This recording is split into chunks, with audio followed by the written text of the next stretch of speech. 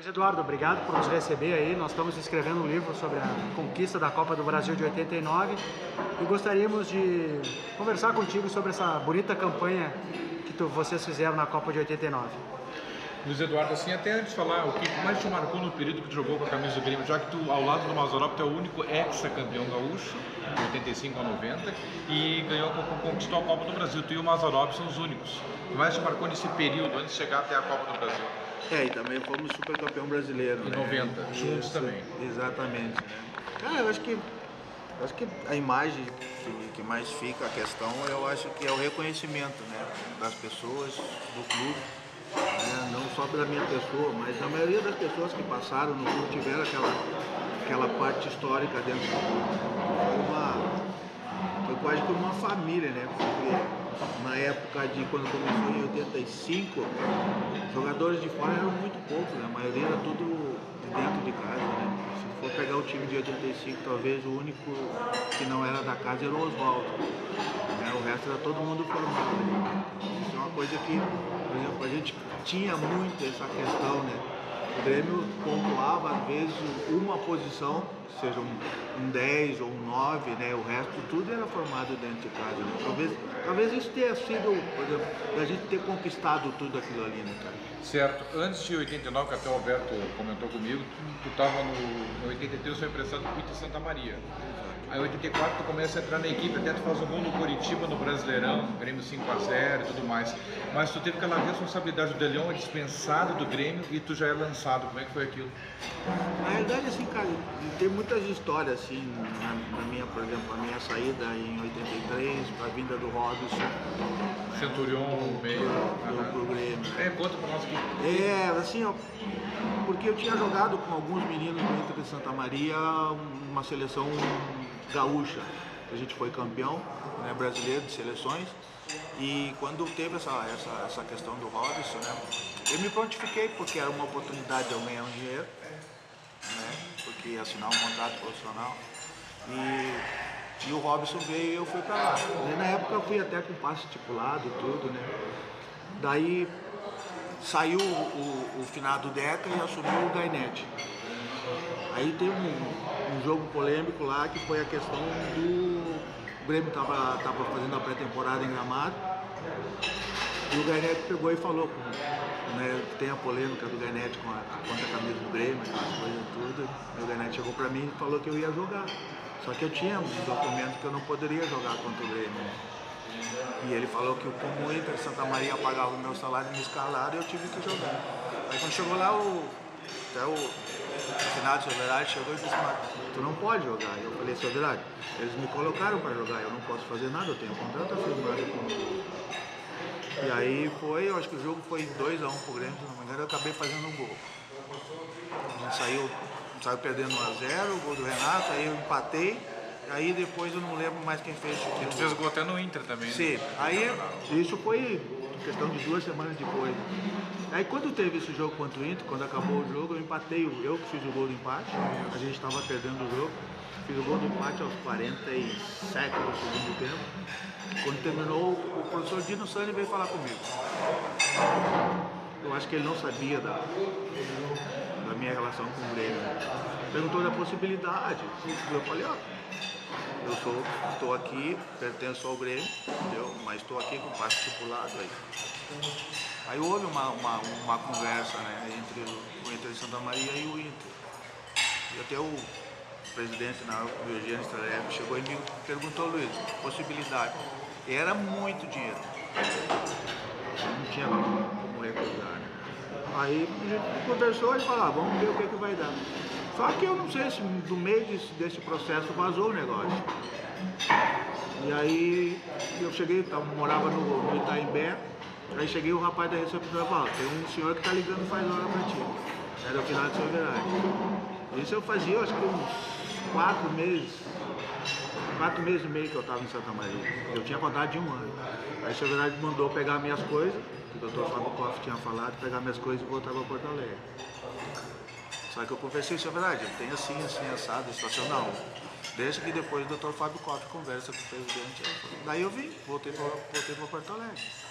Tá aí, aquela coisa de substituir o da Leão, como é que foi? Cara, eu acho que substituir o Hugo não era fácil, cara. Era uma responsabilidade muito grande, né?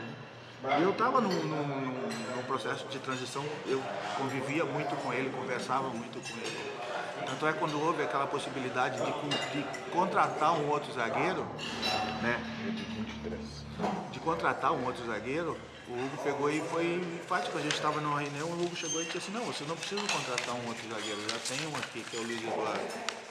E aí foi a questão que o Hugo começou a me dar força, aí ele estava com problema de lesão, aí ele me disse, Luiz, vai jogar contra o Curitiba e o Joinville, vai jogar 2 jogos. Ah, tu fez o gol no Joinville também, é verdade. Aí fiz o gol no meio de semana, contra o Curitiba no 5, eu fiz o gol. E aí no jogo no sábado, contra o Joinville, eu fiz o gol da vitória. Tu fez 2 jogos seguidos. 2 jogos seguidos. O joguinho foi escanteio, que a bola bagunçou o câmbio na área e tu entrou. E aí, daí era só dar sequência, né, cara? E essa ele foi super importante na minha trajetória dentro do Grêmio. Então teve um jogo em 84 que tu entrou no decorrer da partida com o Bayern de Munique, deu um passe pro gol do Bonamigo. Sim, eu tive a felicidade duas vezes, cara. Uma eu entrei no final, aí como é que era o nome do treinador, cara? Carlos Froner? Isso, o seu Froner, Luiz, tu não precisa sair, tu só vai e te posiciona na frente da área, me colocou como volante, né? E deu a casualidade, eu saí. E foi 2 anos seguidos isso aconteceu. Eu chutei uma bola que sem pretensão nenhuma e a bola acabou batendo no defensor do Bayern e nós ganhamos 1-0 no final do jogo, e o outro eu dei o passe do Bonamigo. Exatamente, 2 vezes que deu o poderoso Bayern de Munique. Exatamente. Foi coisa assim, coisa boa, cara, que a gente tem lembranças fantásticas da turma do pessoal, era uma turma muito bacana. Certo. Roberto Francola, 1989. Bom, o Campeonato Brasileiro de 88 só foi terminar em 89, né? E vocês participaram daquele Grêmio Show, né? No Otacílio.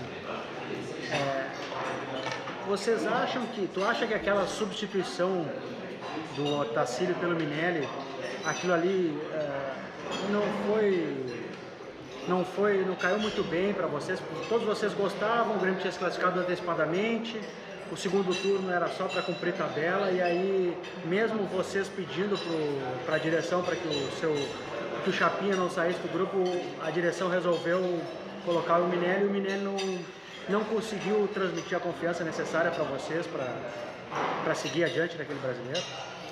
Cara, eu acho que não tem nada a ver, né? A questão de troca de treinador, tudo, a gente não sabe o que houve, entendeu? Até porque o Chapinha era uma pessoa que todo mundo gostava dele. E, por exemplo, a questão de jogadores, né, com o Chapinha era fantástico. O que a gente não sabia era a questão do Chapinha com a diretoria. Esse era um caso à parte. E o professor Minelli também era uma pessoa que a gente, todo mundo conhecia, porque todo mundo já tinha trabalhado com ele. Eu tinha trabalhado com ele já 2 vezes, estava indo para a terceira. Em 85 foi campeão com ele. Sim, entendeu? E aí, quando veio, o processo continuou mesmo, mudou a filosofia de jogo. Né? Essa foi uma questão, porque o Chapinha tinha uma maneira de jogar, o professor Minelli tinha outra maneira de jogar. Não sei se isso não deu, readaptou, né, alguns, né? E o processo não andou, cara. Não foi a mesma coisa, cara. Foi um pouco diferente em relação àquilo que a gente estava.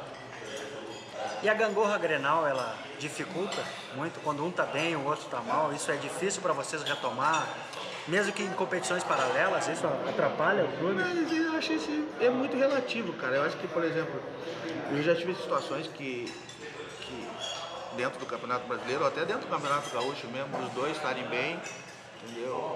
E às vezes um estalo de dedo, uma coisinha que saísse fora do lugar, já criava uma polêmica, entendeu? A gente tinha o costume de 85, quando a gente começou o processo de ganhar do Inter, a gente tinha uma coisa, a gente ficava quieto durante toda a semana, e na sexta-feira algum jogava uma pilhazinha lá pro outro lado, entendeu? E geralmente era o Luiz Carlos Vinck, né? Porque ele se pilhava muito, né? Então a gente mandava alguém jogar uma faísca, né? Então quando chegava no Grenal, a gente já sabia que ele ia estar pilhado, então a gente procurava, por exemplo, ou jogar só do lado dele, né, pelo fato de ele estar pilhado, ou senão a gente botava um para marcar ele e pronto, daí ele se perdia todo. Né? Tá certo. O Grêmio tinha aquele processo, né, Alberto, do Glória de Vacaria, tem que ganhar para o octogonal da morte. Mas toda aquela dificuldade começa por causa da derrota do Grenal do século? Cara, talvez até seja, cara, mas eu acho que não, eu acho que assim, ó, que teve muita mudança, né, de jogador depois daquele Grenal do século. Por exemplo, saiu o Jorginho, sabe, saiu um monte de gente. E aí a gente não, depois começou a ver o Campeonato Gaúcho, a gente não estava se encaixando. E aí o que aconteceu? Cara, a gente entrou no parafuso, porque queira ou não queira, o Grêmio estava beirando cair para uma segunda divisão do Campeonato Gaúcho. Né? O Minério foi demitido. Sim, aí assumiu o Cláudio Duarte. Na sexta-feira chegou Edinho, o Elcio e o Jandir, na sexta, para a gente jogar no domingo em Vacaria. Entendeu? E aquele jogo foi histórico porque, por exemplo, a gente sabia que só tinha um jogador para resolver o jogo para nós, que era o Almir. Né? Porque ele estava começando e era um cara que tinha uma faísca e tinha bola. A gente conversou muito com ele. Um dos caras que mais conversou com ele foi o Alfinete, né? Para ele jogar pelo lado dele, era um menino, estava recém começando. E foi o cara que decidiu o jogo pra gente, cara. Fez o primeiro gol, né? Fez o primeiro gol e depois sofreu o pênalti. Aí o Edinho bateu. Ele disse que foi o gol mais importante dele com a camisa do Grêmio, Almir, para nós. Não, ele naquele jogo, ele arrebentou o jogo. E a gente sabia que era o cara que podia resolver pra gente, só tinha que ser ele. Então a arrancada da Copa do Brasil foi esse jogo de Vacaria? Foi. Ali foi tudo, né, cara?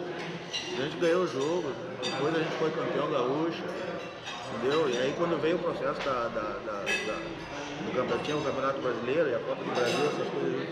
E aí a gente sentou e conversou, na época o Edinho, né, era um cara que era o capitão, era o líder. Aí o Edinho chegou e disse assim, cara, a maioria do time não vai dar importância para essa competição. Porque tu ia jogar lá contra aquele time do Acre, os caras, tinha gente que, o cara que jogava em time grande não queria fazer essa viagem. Então assim, ó, vamos começar nós, vamos dar importância. Vamos sair, se a gente for jogar lá no Acre, vamos lá para jogar por empate, porque é do inverno aqui para pegar um calorão lá. Vamos lá para jogar um empate e depois vamos resolver em casa. Então isso aconteceu. Muitos processos de pegar a turbulência de avião, entendeu? Como é que foi isso naquele jogo contra o Misto? Um jogo de ida, o Alfinete contou pra nós. Foi horrível, cara, foi horrível. Foi uma situação que eu acho que eu não quero que ninguém que ande de avião passe, porque a gente não. O pessoal das empresas aéreas estavam de greve. E aí foi alugado um aviãozinho de 36 lugares, turbo hélice. E aquele vai por baixo das nuvens. Nós passamos em Cascavel.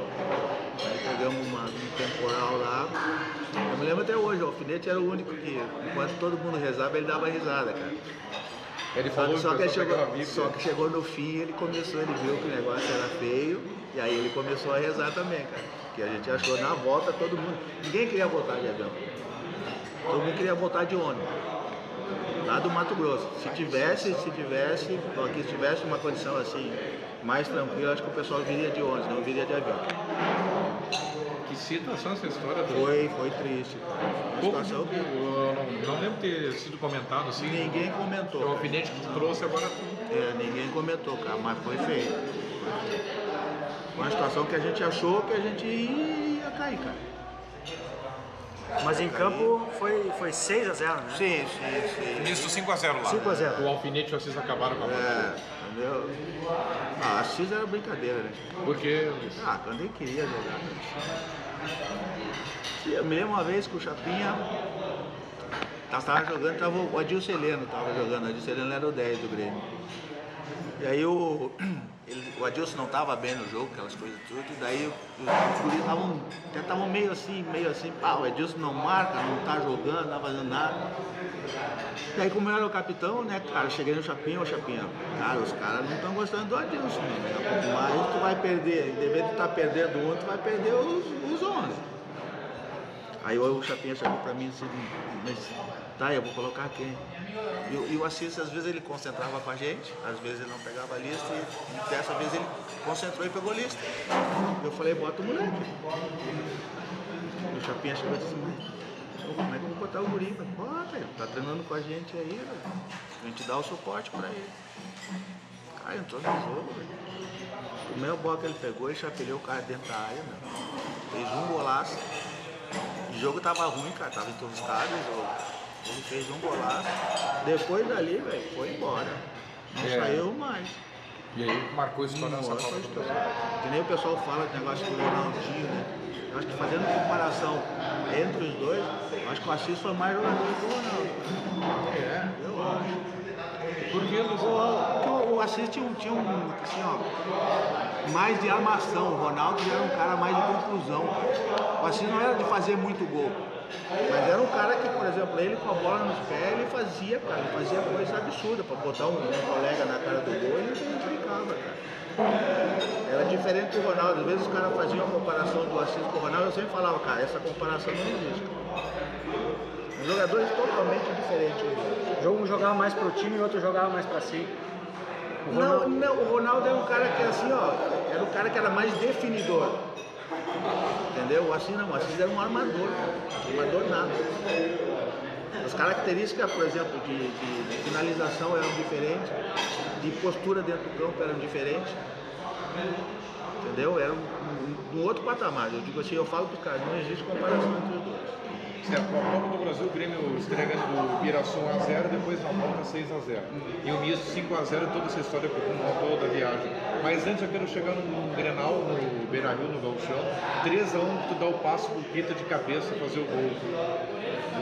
Tinha jogada ensaiada ali com o Claudião, já vinha com isso. Tu entrava na área, dava aquela casquinha e alguém chegava e concluía, tu lembra? Cara, isso assim, ó. É que hoje é diferente, né? Hoje termina o treino, o cara quer pegar o carro e ir embora, né? E a gente não, por exemplo, eu morava ali no Olímpico. Por exemplo, o jogo do treino terminava às 5 horas, eu vou sair do campo para fazer o quê? Subir para concentração, eu já ficava concentrando todo dia. Então eu ficava treinando ali embaixo.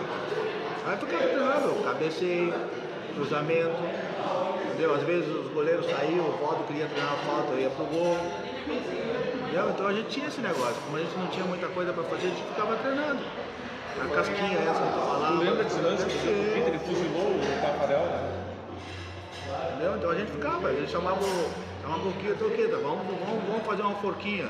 Entendeu? A gente ficava treinando. O Valdo como cruzava, o Kita ficava no segundo pau, eu casqueava a bola primeiro. A gente sempre fazia. Roberto. Bom, a conquista do Gauchão deu uma segurança, uma tranquilidade para vocês?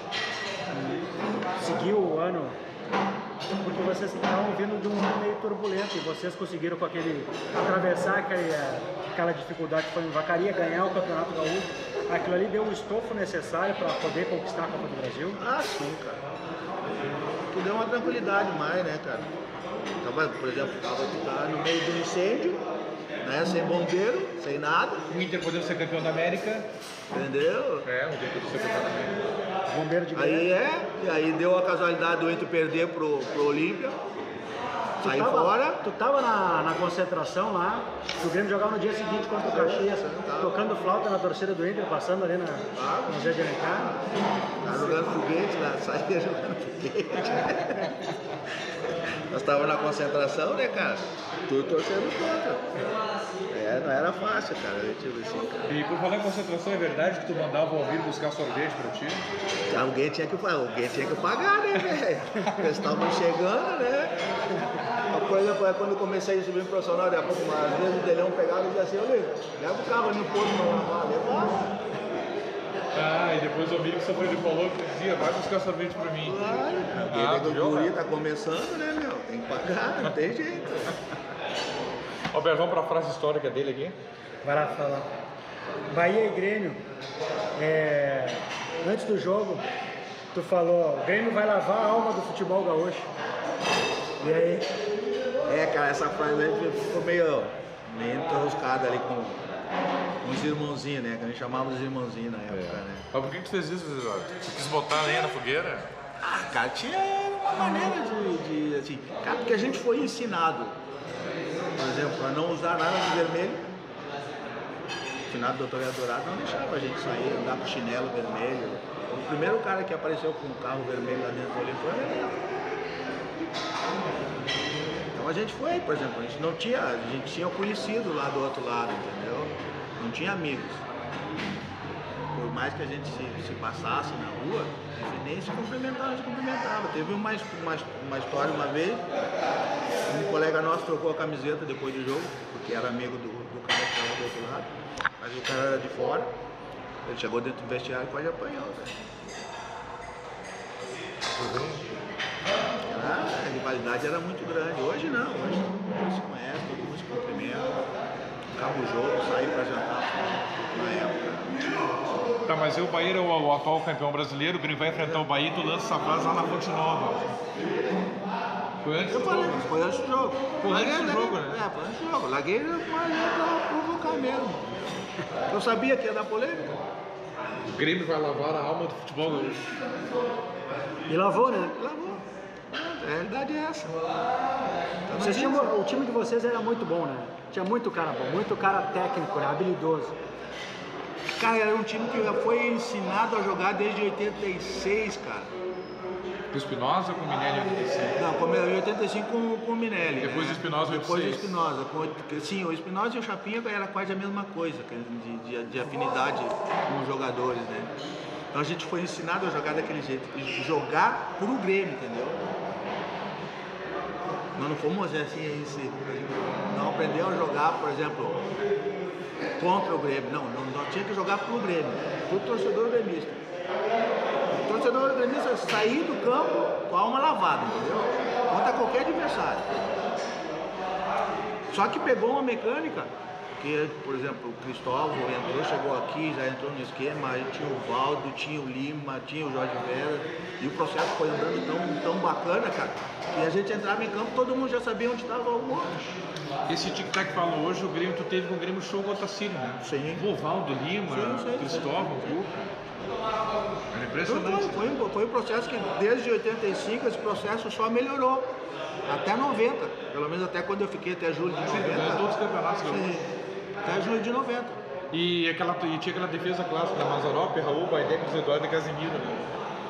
Aí saiu o Raul, veio o Alfinete. Isso. Aí saiu o Casimiro, veio o Ayrton primeiro momento, depois o Elcio. Entendeu? Aí, por exemplo, mudava, por exemplo, o Alfinete veio antes, o Ayrton veio depois. O Alfinete continuou, saiu o Ayrton e entrou o Elcio.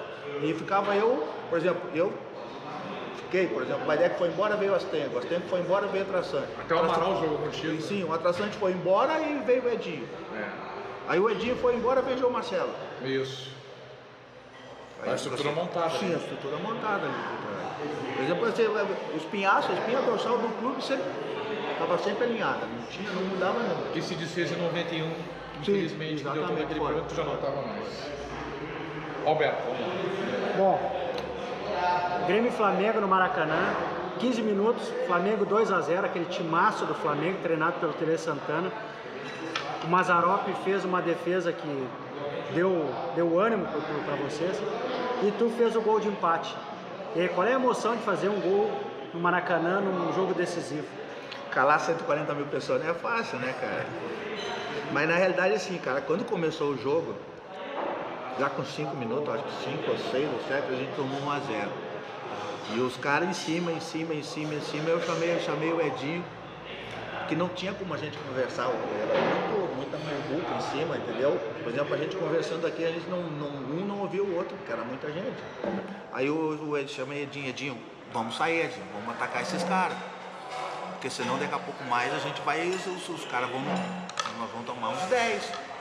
Aí o Edinho chegou pra mim, Luiz, já tava 1-0, Luiz, se a gente sair, aí é que nós vamos tomar 10, cara.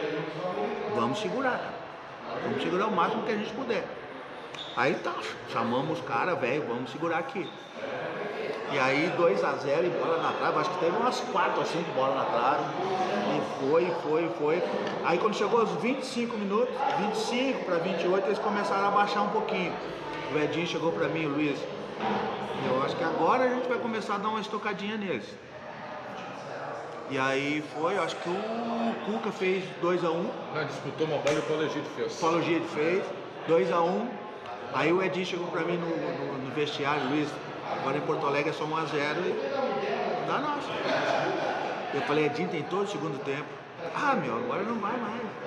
Agora vai o processo deles, agora é lento. A gente o que pode aumentar um pouquinho o nosso processo, nós vamos continuar segurando. Então, daí foi andando o jogo, tudo. Morninho, aí deu esse escanteio. Aí o Edinho, vai tu, Luiz. Daí foi. Mas eu geralmente eu gostava sempre de puxar na diagonal em direção à marca do pênalti. Né? Como a bola veio com o pé direito, eu fiz o processo invertido. Eu fui pro meio e saí para trás. Entendeu? E daí, como a gente já tinha, toda a bola era lançada no primeiro pau, né, cara? Pra gente correr em direção à bola, eu fiz o processo assim. Aí a bola passou por todo mundo. Ele me pegou sozinho no segundo pau. Não tem coisa melhor. Não tem coisa melhor. Eu comemorando muito, né? Sai, cara. Intensa vibração. Sai. Porque, cara, aquilo ali, por exemplo, a gente ia ter o Olímpico, a gente imaginava o Olímpico no jogo de volta. E o Olímpico fazia diferença? Muita pressão? Ah, muita pressão. Tanto é, uma coisa assim, na época a gente não fazia muito disso. O Edinho pediu para molhar o campo antes do jogo contra o Flamengo na volta aqui. Quando a gente ficou sabendo que não vinha nem o Júnior e nem o Zico. Não, o Júnior acabou vindo. O Júnior veio e fez o gol. Fez o gol. Aí, daí vamos molhar o campo. E aí eu perguntei para o Edinho, mas motivação de molhar o campo. Não, o jogo vai ficar mais rápido, vai ficar molhado. Eles não estão acostumados a usar a chuteira de trave de alumínio, Mas tudo detalhe, né, Alberto? E a gente vamos botar todo mundo trave de alumínio. E na época tinha uma chuteira que todo mundo usava, que era da Adidas, que era tango, que era era uma loninha bem fininha, pesava acho que, não pesava meio quilo as duas, né? Cara, que a gente pisou no pé desses caras, velho. Coitado do Nando, centroavante. Sim. Bah, que sofreu esse cara. Porque ele sentou aqui. Ele terminou o primeiro tempo, cara. A chuteira dele tava toda rasgada, toda furada, cara. Cara, coisa incrível, cara. Eu falava, ô Edinho, não, pisa no pé, velho. Faz de conta que tu tá vindo, que tu não viu, pisa no pé do cara, já desculpa. E aí foi andando, e o jogo foi andando, nós fazendo gol, velho.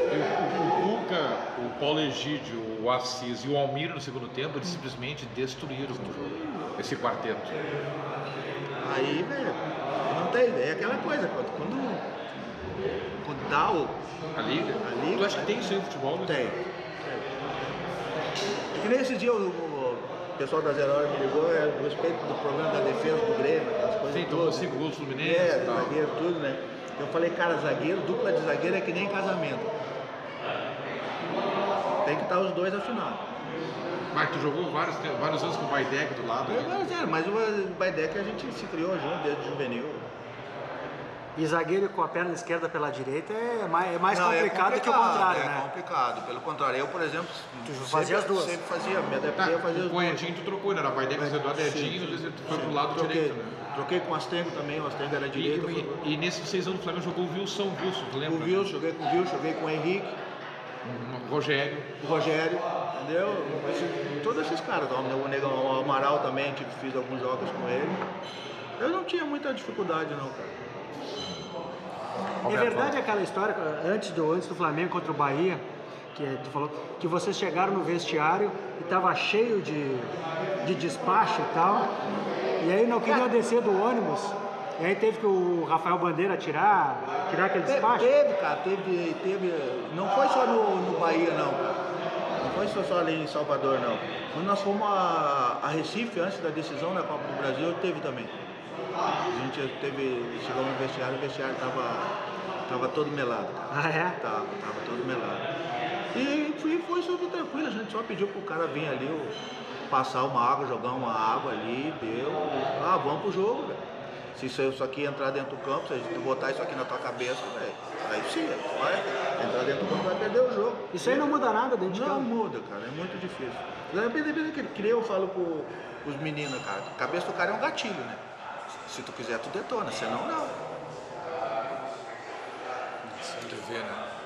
Alberto, final. E as dificuldades lá em Recife não passaram por esse ambiente de vestiário? De maneira nenhuma. Mas durante a semana o Nando começou aqui na imprensa a falar os defeitos do time lá de Recife. Em contrapartida, os ex-colegas de vocês, o Amaral, o Marcos Vinícius e o Ayrton, deram o troco lá de cima. Isso aí foi a faísca aquela que tu fala?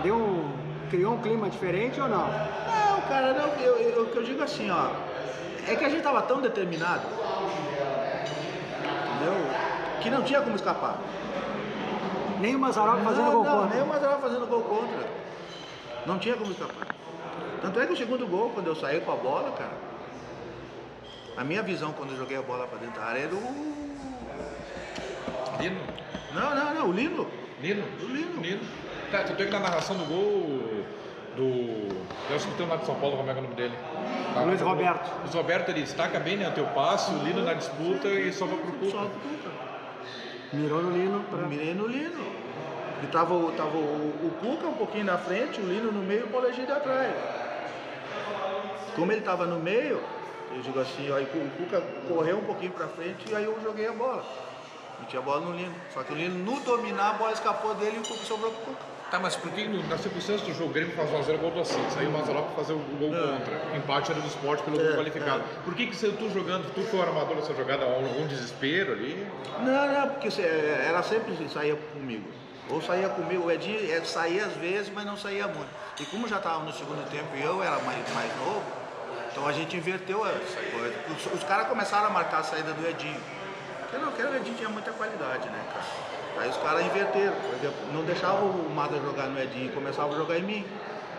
Mas tu tinha qualidade, sabia sair jogando. Sim. Não era rebatedor. Daí o que a gente fez? Por exemplo, quando tiver que sai, o alfinete vem pra dentro, vem um pouquinho pra dentro, eu vou sair pelo lado. O cara fechava o alfinete, porque o alfinete tinha uma qualidade técnica também boa, e eu saía pelo lado. Eu comecei a fazer a função do alfinete. Bom, eu tô aqui 5 anos antes, tu faz o espaço Pai de Munique lá, tu vê que tudo tem uma ligação. Era difícil marcar vocês na pressão, porque vocês tinham saída pelos dois lados, né? Tanto pela esquerda quanto pela direita. Tinha qualidade, né? Tinha muita qualidade. Eu tenho um lance que eu tenho gravado em casa, mas em fita cassete. Tá, mas qual é o lance? Foi 90, cara. Eu já tinha sido vendido, cara. No Valladolid. Aí eu terminei a negociação na sexta. Aí tava na sala lá com o Renato Silverardi, o Cacalo, o Evaristo Macedo, tava junto, os diretores do Valladolid e eu. Aí tá, a gente acertou tudo, só que eu cheguei e falei assim, ó, eu vou, mas com uma condição. Porque a minha ideia não era sair pra fora do Brasil, entendeu? Era sair do clube. Já tinha... Tu acha que ia fechar o teu ciclo ali? Já tinha fechado, entendeu? Aí eu cheguei, tanto é que terminou meu contrato em junho, eu sempre fazia contrato de meio de ano a meio de ano.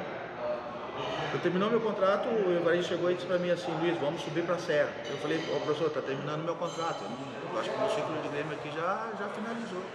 Ele chegou pra mim, não, vamos subir. Daí eu fui pra Serra, a gente foi fazer uma intertemporada lá antes de começar o hexagonal. Aí eu falei pra ele assim, professor, eu não temi, eu tenho uma ideia já filtrada, eu acho que tá na hora de eu dar uma saída. Você tinha 29 anos ali já, né? Já tinha 29. Aí ele falou assim, mas Luiz, pô, tu tá tão acostumado aqui, tu é da casa e tudo. Eu falei, professor, mas é que tá na hora de mudar um pouco os ares. Aí ele falou assim, tá, mas qual que é a tua ideia? Ué, não tem ideia clara ainda. Eu tinha uma questão com o Botafogo do Rio, tinha uma questão com o Guarani de Campinas. Que na época o Guarani tava no auge. Isso. Aí, daí aconteceu até antes, acho que foi um ano antes, acho que era o Rafael Bandeira. 2 anos antes, acho que foi 88, quando veio o Traçante. Isso aí. Isso. Teve uma situação que eu cheguei, o final de Silverado me chamou, aí eu fui o Rafael Bandeira do Santos. Não, o Dr. Raul Regis Freitalino. Chegou, Luiz, ó, nós não temos mais intenção de renovar o contrato contigo. Aí eu falei, não tem problema nenhum, né? Vamos fazer o seguinte, então, o clube me dá uma autorização para mim negociar meu passe. Tu era o teu empresário? Sim, eu sempre fui empresário. Aí chamaram o final de semana, fizeram a carta, ele assinou tudo. Aí como eu já tinha esse processo do Beto Gini lá, presidente do Guarani de Campinas. Que o pessoal foi pra lá, desmontar um monte. Isso, daí eu cheguei em casa e liguei pra ele. Aí conversei com a minha esposa. Ó, assim, assado, vamos. Aí liguei pro Beto. Ó, Beto, assim, assado, tá. Luiz, só vê quanto sai. Na época o passe estava $500 mil. Aí passei, ó, tá nesse valor assim, pelo menos na carta que eu tenho. Aí ele ligou pro. Daí ele assim, Luiz, não tem problema nenhum. Só manda o Verade me ligar aqui. Aí, final do seu Verade, falei pro final do seu Verade, ó, assim, assado. Isso foi na quarta-feira. Aí minha esposa estava fazendo faculdade, que estou tudo perto. Não tem problema, aqui tem tudo. Pode. Aí eu já estou encaixotando as coisas. Aí chegou, isso foi aí na sexta, fui no Grêmio, lá no clube, eu me despedi do pessoal. Me despedi, tudo bem. O Grêmio viajava no domingo de tardezinha, ia para uma excursão com o México. Jogou com o México, o Otacílio do treinador. Aí quando chegou no sábado, domingo de manhã, cedo, umas 7 horas, eu meu telefone em casa. Era o final de semana. O que houve? Preciso que tu venha aqui no clube agora de manhã. Como assim agora? Era 7 horas da manhã. Levantei, peguei meu chimarrão e fui lá. Cheguei lá, estava o Dr. Fábio Koff. O Dr. Fábio Koff era presidente do conselho. Isso. Aí o Dr. Fábio chegou e disse pra mim, perguntou pra mim o que tinha acontecido. E eu falei, sobre o final de semana, sabe? Isso é uma questão que eu cheguei aqui, quando terminou meu contrato, o Dr. Raul falou que não tinha mais, o Grêmio não tinha mais interesse em renovar. Eu tava. Eu disse, não, mas como assim? Pelo que eu sei, não foi esse o processo. Eu falei, não foi esse o processo. E eu tava com a autorização. O Dr. Fábio Koff, não pode sair. Porque aí tinha, mas o Grêmio fazia os empréstimos no banco, aquelas coisas tudo, né? E eu tava com o meu passe, tava no Banrisul. Eu falei, não, o Dr. Fábio Koff, o que eu posso falar pro senhor? Não posso falar nada, só. Entendeu? Eu já fiz uma negociação com o Guarani de Campinas, não tem como voltar atrás. Não vamos te vender mais. Feito, ficou mais 2 anos. Porque na época era contrato de gaveta, né? Não tinha aquele negócio. Se o clube não te quisesse, por exemplo, eu quando vim de Santa Maria, fiquei 8 meses atirado ali atrás do gol. Em 84. Os caras não deixavam treinar. Eu tinha que chegar no clube, cumprir meu horário no clube, só que eu não treinava. E como é que funciona isso na cabeça de um guri de 23? Tá louco. Ali tu tava com 27, 88. Não, mas em 23... 23 no Santa Maria, perfeito. Não, mas cara, é que realmente assim, não sei se é porque eu amadureci muito cedo. Por exemplo, eu perdi meu pai com 13 anos. Então desde os 13 eu, queira ou não queira, eu fui o esteio da família, né? Então, o cara amadurece cedo, né? Então a minha cabeça era super boa, tanto é que eu fui começar a encarar o futebol como profissão aos 25 anos. Até os 25 anos eu disse, não, eu ainda tenho tempo para recuperar o que eu queria ser na vida, que era ser veterinário. Eu vim para cá para Porto Alegre, eu não queria jogar futebol, eu vim para cá para Porto Alegre para estudar, me formar veterinário ou servir na ESA. Tanto é que quando eu vim em Porto Alegre, eu arrumei emprego numa fábrica de estojo, de joia, perto da base aérea em Canoas. Tá, e aí tu veio a Porto Alegre para ser veterinário e estava substituindo o De Leon, campeão do mundo pelo Grêmio. Como é a vida, né? Deu uma reviravolta, por exemplo, até hoje quando eu vou na minha cidade, lá em Dom Pedrito, eu chego lá, os caras assim, tá, mas cadê o veterinário? Eu digo assim, cara, é processo, a vida a gente nunca sabe o que vai acontecer. Não, isso comprova nas entrevistas que nós já fizemos, que por que o Fábio Koff depende insistiu para tu ficar, pelo teu espírito de liderança positiva. Cláudio Duarte te elogiou, os jogadores te elogiam, a tua liderança positiva dentro do vestiário. Porque eu sempre tive uma coisa assim, cara. Por exemplo, que eu aprendi dentro do Grêmio. Ali no Grêmio ali eu aprendi através das pessoas com quem eu convivi muito lá. A finada Verinha, Maria Helena, a finada Isabel, o seu Verage, né? Que eram as pessoas que me deram uma sustentabilidade para mim ser um profissional honesto, um pai, né? E um chefe de família. Isso aí era o contexto, cara, geral. Eu acho que da minha época todo mundo, cara. Todo mundo. Eu acho que tem poucos que por exemplo, que casaram na época e se separaram. Então é essa questão do cidadão mesmo. Cidadão, cara. E era coisa assim, de pessoas corretas, cara. E outra coisa, cara, respeitar o clube que a gente tava. Porque aí as pessoas diziam assim, quando começam a falar assim do Grêmio assim, cara. Cara, hoje pra te falar do Grêmio, cara, dependendo da pessoa, tipo assim, primeiro tem que lavar a boca. Porque é uma instituição fantástica. Já tenho certeza que vai ser um dos maiores clubes do mundo, cara. Por tudo que está sendo feito, por tudo que vem esse processo do Romildo, do Oderich, do pessoal que está por trás dele, sabe? Isso é uma coisa que está evoluindo, está né? evoluindo. Uma parte do livro que o Roberto escreveu, ele cita que tu dizia, eu tenho que cuidar do leitinho da minha filha, né? Leitinho da Gabriela. Eu tive muitos problemas com muitos colegas meus, porque às vezes o cara, eu já era casado e eles levavam muito na brincadeira, né, cara? Era um solteiro. Às vezes a gente ia viajar para a Europa, queira ou não queira, a gente ganhava diária de $10, aí $100 do bicho, né? Às vezes chegava na Europa e os caras, pô, cara, eu tô aqui longe da minha esposa, da minha filha, eu não posso deixar o leitinho da Gabriela escapar. Então, mas se você não quer, e eu tive muitos problemas, cara, muitos problemas de dias via de fato com colegas de vez em quando. Você até com ídolos até, né? Sim. Tive, cara, A questão de dias de fato porque tinha essa questão da filha e tu tinha toda uma outra visão de vida. Cara, e é que eu sempre fui assim, de brigar pelo bem dos meus, entendeu? Eu nunca, por exemplo, assim, na época tinha um problema dos guris que estavam subindo, o Antônio, o Valdo, entendeu? E eram uns meninos que eram meus amigos, entendeu? O Giba, lateral esquerdo, entendeu? E às vezes tinha alguns na época, que eram os caras de top de linha, né? Que eles não aceitavam a entrada dos guris, né, cara? Eu achava errado isso. Sim, tanto é que teve conflito com o do professor Francisco Neto Chiquinho. Teve. Por causa disso? Teve, entendeu? E aí eu tive problema com muitos ali dentro, né, por essa questão. Sim.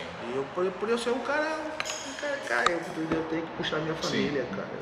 E o seu Verardi, hein? Como é que era a relação de vocês com o seu Verardi? Eu era de pai e filho, né, cara? Porque eu, por exemplo, devo a ele tudo que eu tenho, tudo que eu consegui com o futebol, devo a ele, né? Devo a ele por ser essa pessoa que ele sempre me ensinou. Ele sempre falava, Luiz, não deixa herança financeira para tuas filhas, mas dá o estudo e deixa o teu nome limpo. Que um dia, onde elas estiverem, aonde elas forem, ela vai chegar e dizer assim, eu sou filha do Luiz Eduardo. Todo mundo vai falar bem de ti.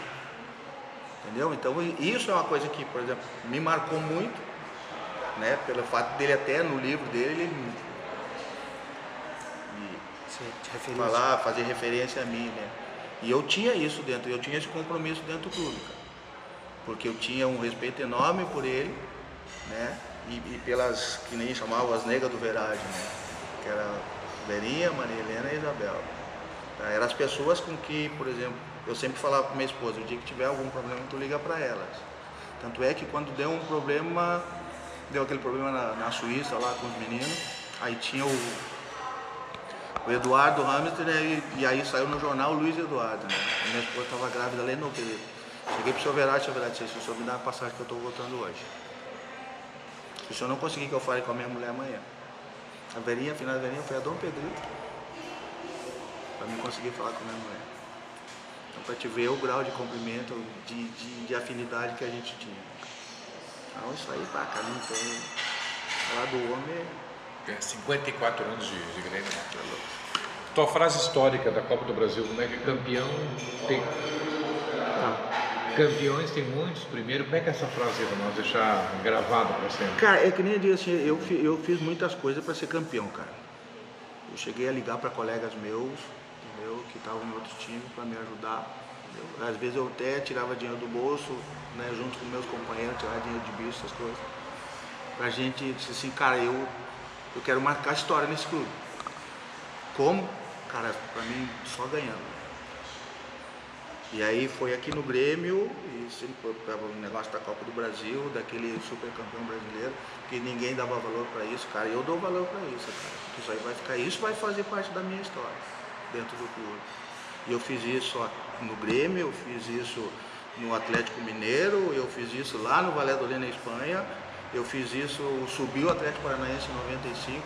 Campeões tem muito, cara. Agora, tu ser o primeiro, cara, não existe, cara. Só o Grêmio. Só o Grêmio, cara. Não adianta. É que nem eu digo assim, eu disputei a Copa Centenário de Belo Horizonte lá, né? E eu falei com os caras assim, cara, isso aqui é uma história, foi despedido do Toninho Cerezo, isso é uma coisa que vocês vão levar, por exemplo, vocês vão morrer, porque vocês não vão, poucos vão sobreviver até 100 anos, a partir dessa data, que já era todo mundo já acima de 25, a não ser o Dedê, Bruno, que era bom, mas o resto era tudo acima dos 25. Cara, só daqui a 100 anos para ter um outro torneio desse aqui. Então vocês aqui, vocês vão ficar para a história, cara. E aqui no Grêmio era assim, cara. Muita gente às vezes fala, né? Eu sou que nem campeão do mundo. Aqui no Rio Grande do Sul, o primeiro campeão do mundo foi o Grêmio. Primeiro campeão da Copa do Brasil foi o Grêmio. Foi o Grêmio. Super campeão do Brasil Foi o Grêmio.